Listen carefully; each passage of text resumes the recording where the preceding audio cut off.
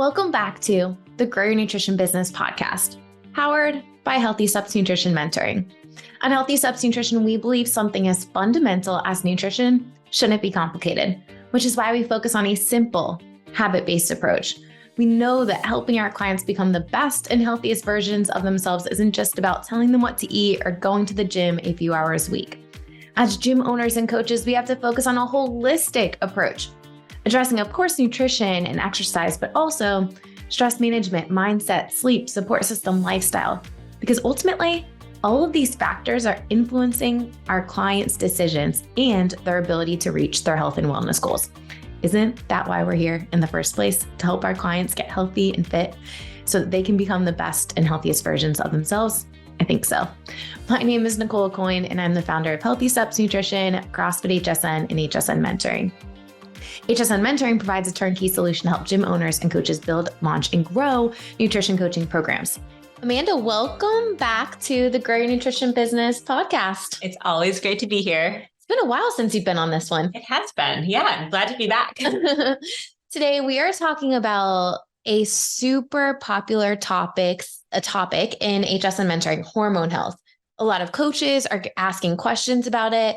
It's a buzzword, and you are the in-house expert on hormone health. So I thought it'd be really fun to have a conversation about hormone health to give coaches some practical tips so that they can feel a little bit more confident addressing hormone health with their clients.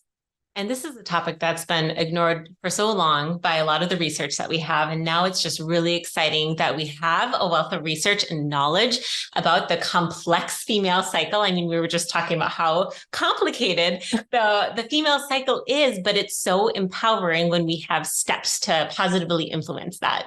Absolutely. You are actually doing a whole breakout session at the Gym Accelerator Summit this year, specifically on hormone health. It's going to be super interactive, super practical, but some of the content, because there was so much that you wanted to cover, was not going to fit into that hour. So here we are with a supplemental podcast for everyone to learn a little bit more about hormone health.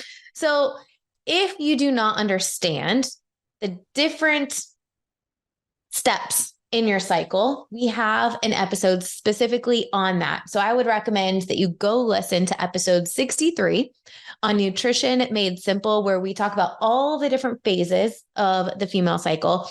It's important that you have that foundation before you start addressing hormone health with your clients.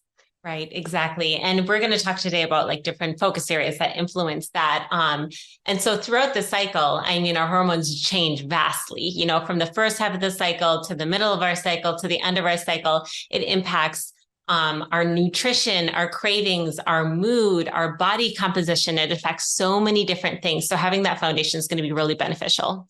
All right. So what would be the first area when we're thinking about nutrition coaching, when addressing hormone health with our clients? Right. So of course, nutrition, right? So what goes into us really helps our body execute what it needs to. So really starting with the basics, and honestly, with most of my clients that I've been working with on hormone health, that's what we've started with is the basics. It's really hard to make many tailored things for them if they can't get the basics down. So really, first of all, focusing on eating more whole, unprocessed foods, a balance of protein, carbs, and fat, eating regularly is going to be what's going to start spurring those changes for them, even outside of more intricate steps that you might take. Now, of course, with some clients, I do utilize supplements. So one client, for example, she has PCOS, and she's been awesome with her consistency, with her basic steps. She's seen progress. We have utilized some targeted supplements that she helps have kind of exponentiated her progress as well. But it's been really cool to see like her labs coming back and her glucose levels going down, her testosterone levels going down too, because they were elevated. So it's really cool to see what just those core foundations of nutrition habits can do for you. What are some of the supplements that people might take in addition to focusing on whole foods first, focusing on balance, limiting the amount of ultra processed foods and added sugar? Sure. So one of the first kind of basic things I like to recommend is, my favorite brand is Fullwell. It's prenatal.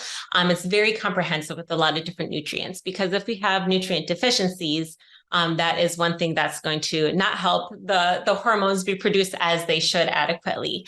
And of course, I love nutrient testing if possible, so we can see if there's any deficiencies. But if that's not out there, I love starting with a comprehensive prenatal or multivitamin.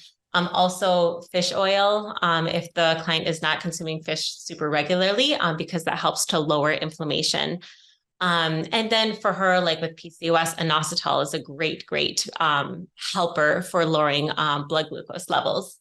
And just going for walks after meals also helps to manage blood glucose levels too. So something outside of our nutrition factor.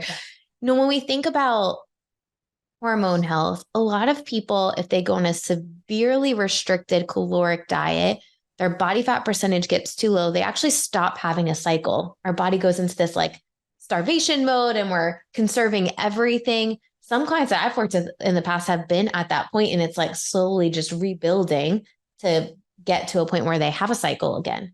Right. And you remember your menstrual cycle is kind of like your report card on your health. It's called the fifth vital sign nowadays, because if our body's not going to be into reproduction or having a cycle, if it feels like it can't, support a life, right?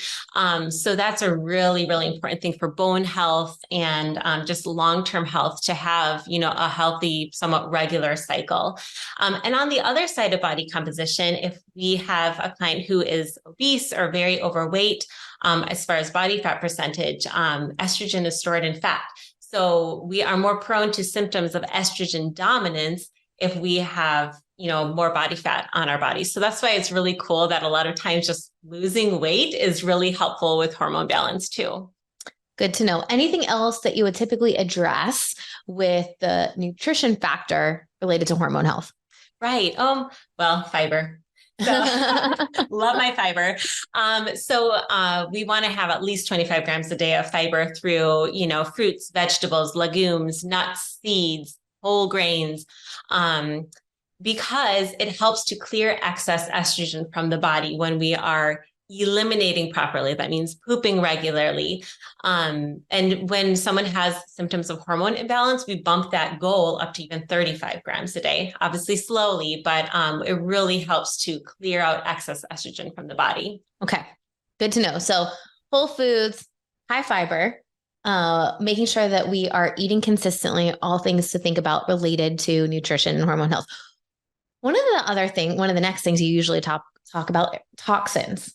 How are toxins related to hormone health, and what should people be thinking about related to toxins and what they're consuming on a regular basis in regards to nutrition? Right. And that's definitely like a topic that sometimes can go down this big rabbit hole and get kind of like overwhelming and scary. But right, we're just exposed to a lot of things that are synthetic in our daily life. Phthalates, parabens, BPA, different things are in the things we put on our skin, the things that we might heat our food in, like plastics. And some of these actually mimic hormones in our body, so contributing to symptoms of estrogen dominance. And also, when our body's exposed to a whole lot of toxins, that's even more than our liver has to filter out. So instead of getting rid of extra estrogen, if that is the case, it's prioritizing something else that it needs to get rid of because it doesn't want to stay in the body. So really it's reducing the ability that our liver has to detoxify, and also having components that can mimic estrogen and also just put us at risk for other chronic diseases. You mentioned plastic. So if someone heats things up in plastic, for instance, or stores things in plastics, what are some things that they could do to help minimize that? So first of all, with liquids, utilizing a stainless steel bottle instead of a plastic bottle, that's a really easy swap. Also, not drinking out of plastic bottles all the time. A lot of times in our culture, we think like, oh, it's a bottled water, it's so much better. But really, like, that's been sitting in plastic, and sometimes it's been sitting in hot places in plastic. When we put heat, liquid, and acid together, that is what leaches plastics most out of something. So obviously, when you have a bottle of water, there's no acid in there, but it might be getting hot, and it is liquid. So that's putting our water at risk to be just contaminated with plastics. Also using glass storage containers instead of plastic storage containers. This is great, especially if you have people who meal prep. Just switching to putting it into glass containers instead of plastic containers is just another way that we can reduce exposure to excess plastics. Great tips. Okay. So we talked about nutrition. We talked about toxins and some different things that you can do. The next thing that sometimes we talk about is stress. How does stress relate to hormone health? Right. So, okay, I'm kind of a nerd about this. So you look about down the hormone pathway, and if we have excess cortisol, which is a stress hormone, more of our resources are going to be shunted into the cortisol pathway versus the progesterone pathway. And if you've listened to the other podcast, you'll know that in the second half of our cycle, adequate progesterone is really important to stave off, those food cravings and irritability, and bloating and water retention in the second half of our cycle. So if we're overstressed, we're more likely to have too low of progesterone levels, leading to increased chances of PMS. This is a really important thing to talk about together with clients, especially if someone is struggling during that second half of the cycle. It's just easier to get stressed, when we're, about to get our period. So teaching them stress management strategies so they're not just reaching for those sweet things that they think are going to fulfill their cravings. What are some things that you do with clients who are super stressed? Let's pretend I'm a client and I'm very stressed. Yes. And I'm in the second half of my cycle. What are some of the things that you might address with me? Right. Or tips? So first of all, I would ask, what helps you most with your stress management? And see if they have any tried and true things on their own. Okay. So I know that exercise, walking, like going for walks in the middle of the day, making sure that I'm getting adequate sleep are all things that are helpful. Yeah. I see what you did there. You opened up the door and then I gave you the answer. Yes, perfect. Oh, okay. Because I know what might help me, but that might not help you or anybody else. See what you just did there. Okay. All right. So we're helping the client figure out how they best manage stress. Let's pretend that nothing came up for me.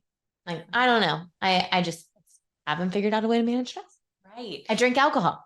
Oh, yes. So let's address that. Yeah.